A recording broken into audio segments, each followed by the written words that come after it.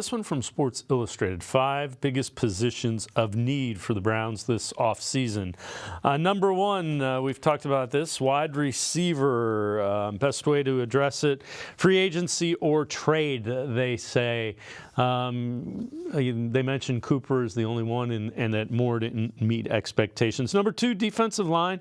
Best way to address it, both free agency and trade. Again, they mentioned linebacker. Best way to address it, free agency and draft. And then number 4 is offensive line. They say best way to address it is draft. Number 5, running back. Best way to address it is for the draft.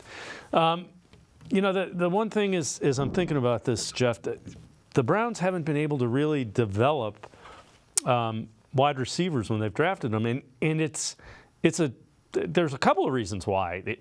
They haven't had the quarterback. Quarterback and wide receiver kind of work in tandem, and they haven't been able to get the quarterback right. So that's one of the reasons, I think. Well, I mean, yes and no. I mean, this team and this regime did develop Donovan Peoples-Jones, who was basically one of their lowest drafted wide receivers that they had during their tenure. The problem is there, like you said, a lot of fluctuation at the quarterback position. And David Bell, what exactly was supposed to be the role? I'm assuming everybody thought the role would be higher. But you look at the way, the roster was structured when he was selected, how high could he get?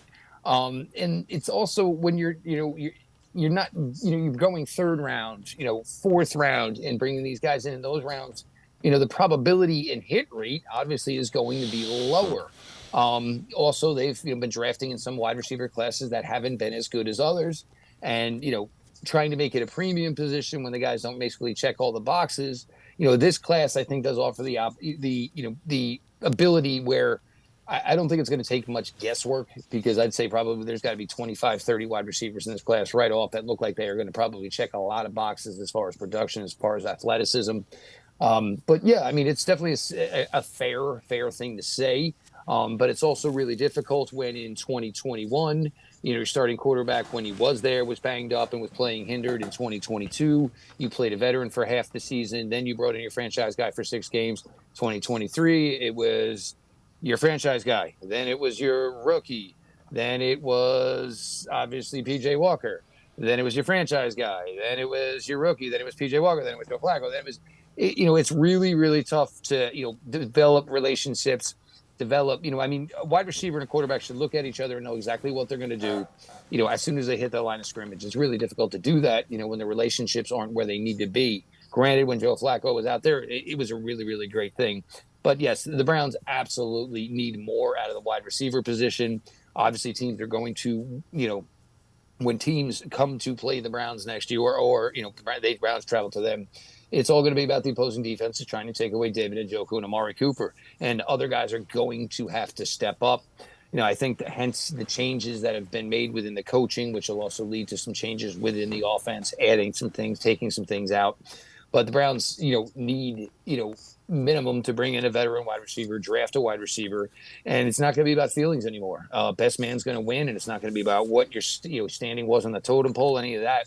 The best players are going to play. The Browns just got to go find some better players and get this competition battle up to one where, hopefully everybody does improve. But it does mean that some guys probably, just are not going to see the reps that maybe they've been accustomed to. Yeah, the other positions, defensive line, yeah, I would agree. Offensive line, yeah. Running back, yeah. Linebacker, I don't know that they just don't. They have Jeremiah Owusu-Koramoah. I don't know that they're going to try to upgrade it if they get Sione Takitaki. I think it's more of a fill-in for them.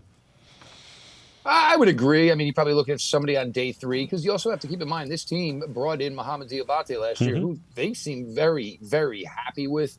Obviously played special teams the entire season, limited defensively, but I do believe, with the athletic profile he had, with the production he had at University of Florida and at Utah, the Browns believe they have somebody that's going to be able to play, probably 10, 15, 20 snaps on defense for them. Probably means like a guy like Anthony Walker's not coming back.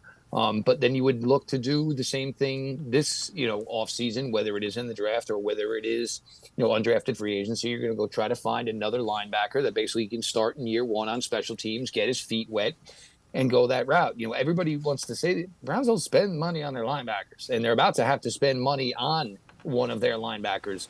So to think that they're just going to all of a sudden write this check now when they haven't done it in 4 off seasons to this point for a linebacker, they respect the position. They don't really pay much for it, and every single season to this point, they have gotten better production from their linebackers than as opposed to what they paid into that linebacking room. So that's one of those ones. If it ain't broke, don't fix it. And I don't think that's one thing analytically that they're going to change to this point, because as far as their standing on it, it has paid off all 4 seasons from to this point.